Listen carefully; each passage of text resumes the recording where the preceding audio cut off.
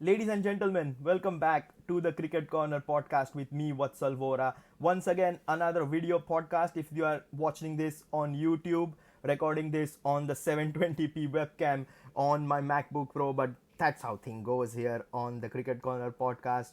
We are as casual as things can be, but uh, as you can see from the shirt I'm wearing, this is the one podcast which I was really looking forward to recording for the past couple of weeks now, if I'm honest, because England have announced their ODI squad for the one day series against New Zealand, their home one day series against New Zealand. But the England selector Luke Wright has stated that the majority of the squad which is going to play against New Zealand, they intend to play in India as well.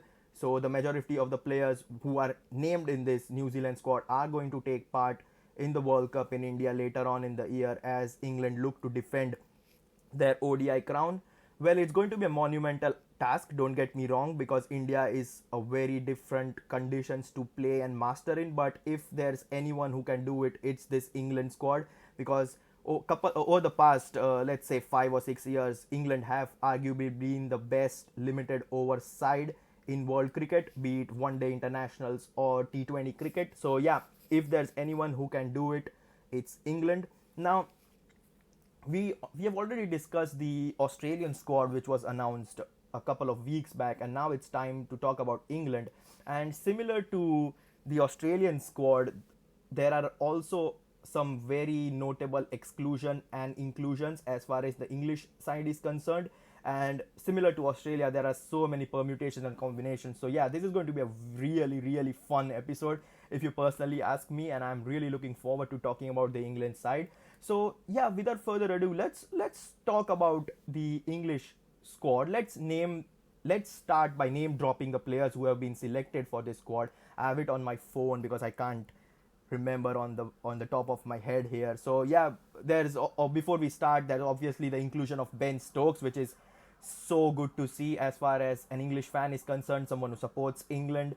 So yeah, it's going to it's going to be a really fun episode this, because and we'll talk about Ben Stokes when we name drop the England squad. We'll talk about him in just a moment. But yeah, here's the England squad for the upcoming New Zealand series, which is also pretty much going to be similar to what the squad will travel to India is. So yeah, here it goes. It's Josh Butler as captain, Moeen Ali, Gus Atkinson, Johnny Bairstow, Sam Curran, Liam Livingston, David Malan, Adil Rashid, Joe Root. There's Jason Roy, Ben Stokes. Yeah, he's back. We are going to talk about him as I just said. Reece Topley, David Willey, Mark Wood, and Chris Wokes. This is arguably one of the strongest sides, even though there is only two nations which have announced the squad by at the time of recording this podcast. But I'm sure this is going to be one of the strongest side leading into the World Cup. Yes, the Indian squad will probably be a little more strength. Will have probably have a little bit more strength and depth into in their squad based on the injuries and the comebacks. But this is arguably the best 15-man squad England could have announced, bar a couple of players here and there. But we are going to talk about it. But as I mentioned earlier in this podcast, let's start by talking about Ben Stokes. Well, what is the meaning of retirement? Can someone please let me know in the comment section? Because he played his last one day just a year back. He played at Durham against India and then called it quits. I think it was a 3-match series, and he wanted to end his one day career at his home ground. Fair enough, you can do that. Wanted to focus on test matches and T20s, because he is the captain of the England test squad and there was a World T20 coming up, so he wanted to focus on that. Fair enough, you can do that. But yeah, he is apparently back, and I think everyone around the cricketing fraternity kind of knew that Ben Stokes will be making a comeback into the ODI setup, because you cannot have a player like Ben Stokes and the caliber he possesses sitting out of one of the biggest tournaments in world cricket. Now, don't get me wrong, there are some players who could have easily replaced Ben Stokes in the starting 11, in the squad. We will talk about them in just a moment, but yeah, Ben Stokes needs to be there. And the reason why Ben Stokes needs to be there above anyone else is there is no big match player in world cricket at the moment compared to Ben Stokes. No one can soak up pressure and deliver in those pressure movements like Ben Stokes, and that's the reason why England bent down and called him out of retirement. And credit to Ben Stokes for putting his country first and coming back into the ODI setup for the One Day World Cup. Now, there are a few caveats coming with involving Ben Stokes, because we all know Ben Stokes as a prime all-rounder. He can bowl really well, he can bat really well towards the tail end of an innings. He can come into the middle order as well. You can expect him to bowl 5 or 6 overs if it's a one day international. You can expect him to bowl 2 to 3 overs if it's a T20 match. But the thing is, Ben Stokes has not bowled a lot throughout this summer. He bowled a bit, I think, in the second test match at Lords in the recently concluded Ashes series, but apart from that, he's barely bowled. He barely bowled in the IPL as well for Chennai Super Kings in the couple of matches he played for them. So it is no surprise to me, and I think it won't be a surprise to anyone else, that Ben Stokes has come into this England squad primarily as a specialist batsman. I don't expect him to bowl any overs, to be honest, and I think it is quite evident that Ben Stokes is coming in as a specialist batsman, because there is a notable absentee list as far as England's middle order batsman is concerned. We are going to talk about them in just a moment. But yeah, Ben Stokes, there is not a better clutch player than he is at the moment. You talk about Headingley 2019, the 2019 World Cup final against New Zealand. You talk about the 2022 World T20 final against Pakistan, where he scored an unbeaten 52 or 54 was it in the final to see England home. There is obviously the Ashes, where he performed really well, particularly in that second test match at Lords, where he scored a unbelievable 155. It was in the losing cause, don't get me wrong, but once again, another clutch player, clutch innings. He did similar sort of things in the Headingley test match as well. So big games require big players, and there is no bigger player for England right now than Ben Stokes. Yes, there are the likes of Joe Root in there. There is Joss Butler, obviously magnificent one-day player. There's obviously Jason Roy, Johnny Bairstow is back in the squad as well. So there are some really quality batsmen in there. But yeah, Ben Stokes is Ben Stokes at the moment. If, let's say, England are playing the World Cup semi-final against South Africa, there is 100 required of 80 balls. You want Ben Stokes to be in that position, because he's going to soak up that pressure like a sponge and deliver to you on the big stage. So yeah, a couple of caveats as I already mentioned. I'm not expecting him to bowl a single over in the World Cup, and I think the ECB have kind of made peace with that, because I know for a fact that he's not going to bowl. Now, there were people stating that he might not feature in the World Cup. I think Ben Stokes, in one of the press conferences during the Ashes, himself stated that he's not going to feature in the World Cup later this year, but apparently he's back now. Now, the reason why many expected Ben Stokes to miss out on the World Cup is to get the surgery on his knee. I think the knee is the reason why he's not able to bowl quite frequently, because once he starts bowling, he's going to be a different player altogether. So that's something really, really worrying because of his knee. But apparently there have been news circling around social media and the cricketing fraternity stating that the reason why Ben Stokes is going to feature in the World Cup is because he's going to have that knee surgery after the World Cup. So he'll probably miss the 2024 Indian Premier League. So that's another big blow as far as Chennai Super Kings side is concerned. So if he misses that 2024 IPL, you can expect him to be fit and fine heading into the summer, where they face Sri Lanka in a 5 test match series. Sorry. So yeah, that's Ben Stokes' condition at the moment. I'm really glad that he's back, but having Ben Stokes as a specialist batsman has its own consequences. There are the upsides, which I already mentioned. Clutch player, you need him in the middle order, he can soak up pressure, etc, etc. These are all the plus points. The downside of having Ben Stokes as a specialist batsman has resulted into some fabulous and exceptional absentees, in my opinion. There is no Harry Brook. If you heard properly when I was talking about, I was name dropping the team. There's no Harry Brook, and that's one of the biggest calls ECB have made while naming while naming this squad, that is, because there's a reason why Ben Stokes is in there. As I mentioned, he is the specialist batsman. Harry Brook is a specialist batsman as well. So Ben Stokes is kind of replacing Harry Brook in the squad, which is a surprise selection, don't get me wrong.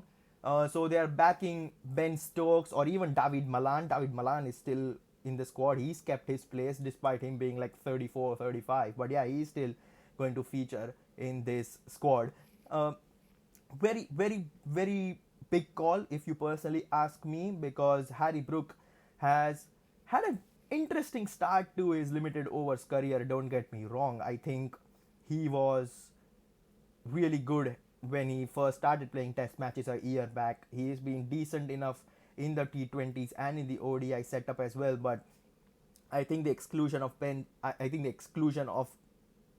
of Harry Brook means it was just a way to get Ben Stokes in the squad as a specialist batsman. I think it was either a call between Ben Stokes, Harry Brook, or David Malan. You had to pick two, and England win with Stokes and Brook.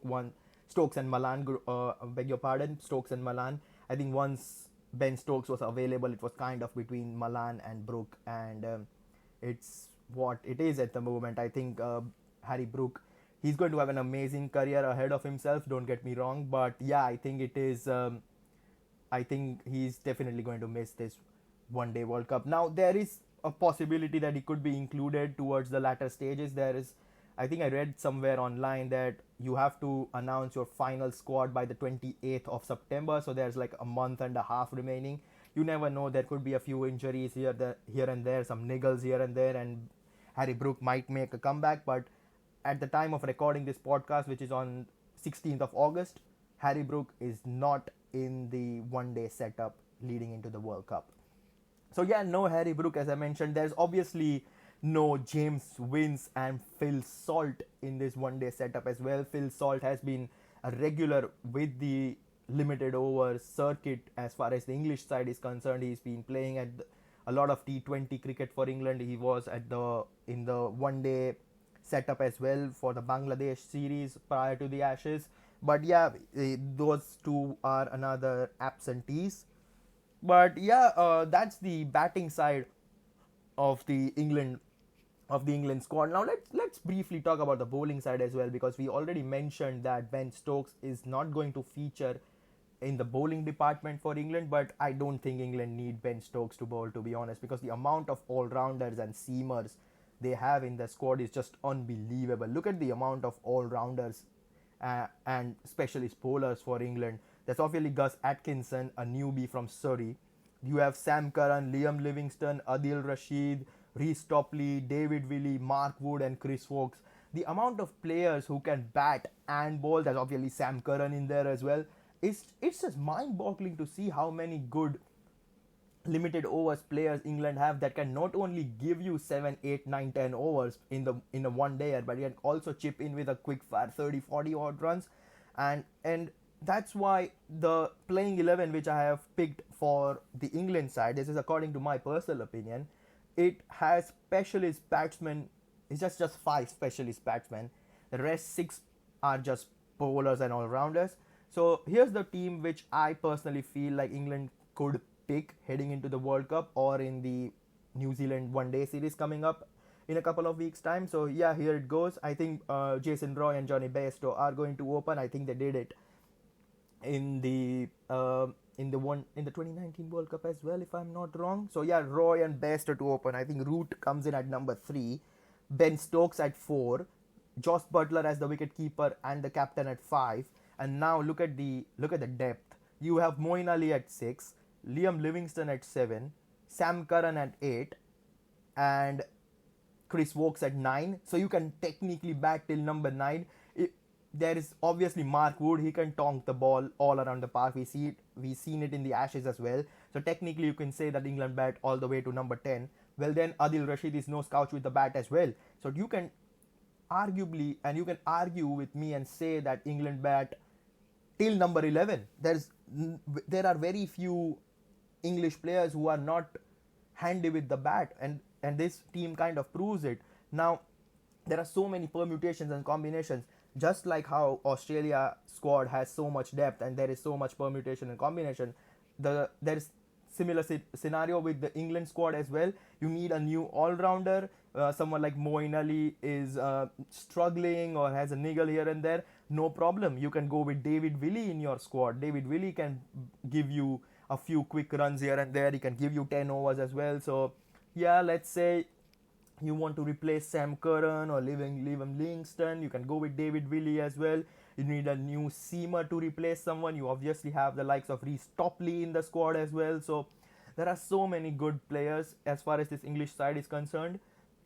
If you want a specialist batsman in the team and you want to reduce one all-rounder, then you can play David Malan in the middle order and you can probably replace the likes of one of either Livingston or Sam Curran. The one interesting part of this England squad is they have gone with two specialist spinners like they did in the Ashes as well. Moeen Ali is a veteran as far as the limited over side is concerned, so he is still there in the squad.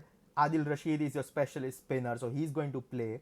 So in Indian conditions you have to actually have minimum of two spinners. If you have three, then that's well and good, but I think England here are backing the likes of Liam Livingston to give them a few overs here and there.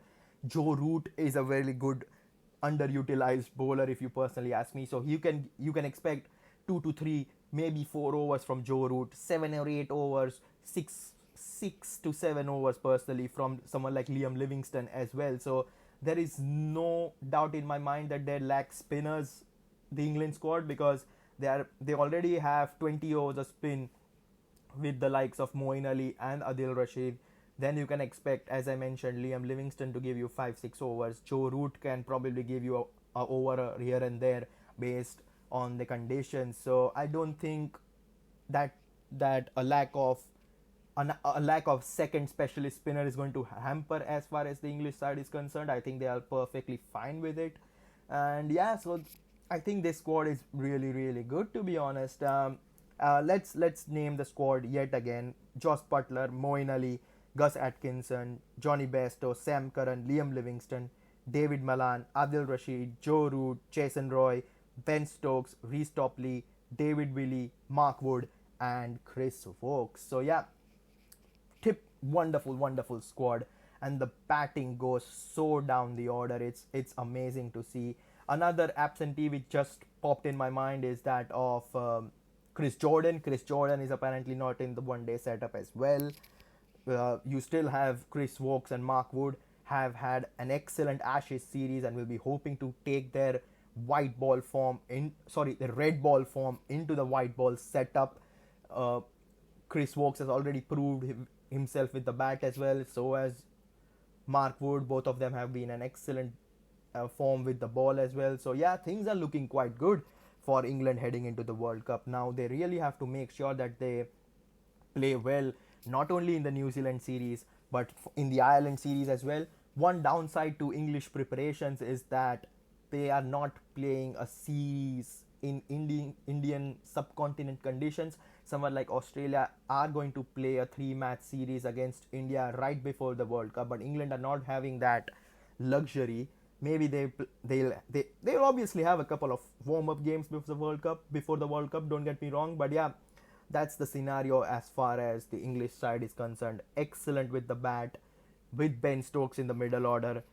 Bowling looks fantastic. The depth in batting is just excellent, and it would be a real surprise to me if they don't perform well heading into the World Cup, and in the World Cup as well. It will be a really shock and a big surprise if they fail to qualify for the semi-finals. I think the teams like India, Australia and England are 3 of the favorites heading into the World Cup. But yeah, it is going to be really exciting to see this England side play against New Zealand, against Ireland, and then at the World Cup.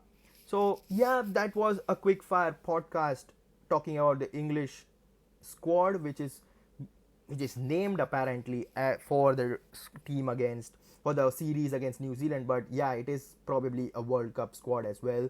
There could be a few ins and outs, don't get me wrong. There are talks about England putting Jofra Archer like fast tracking Jofra Archer into the squad, and hopefully he can play for the latter stages of the World Cup. Maybe he can replace someone like Gus Atkinson, but there are no concrete evidence to back those claims at the moment. So yeah, that's the podcast done. I hope you guys enjoyed it. Make sure you're liking, sharing, and subscribing if you're watching this on YouTube. If you're listening this on Spotify or Apple Podcasts, make sure you're giving me those wonderful 5-star ratings. However, for the time being, this is me, Vatsalvora, signing off. Ciao for now.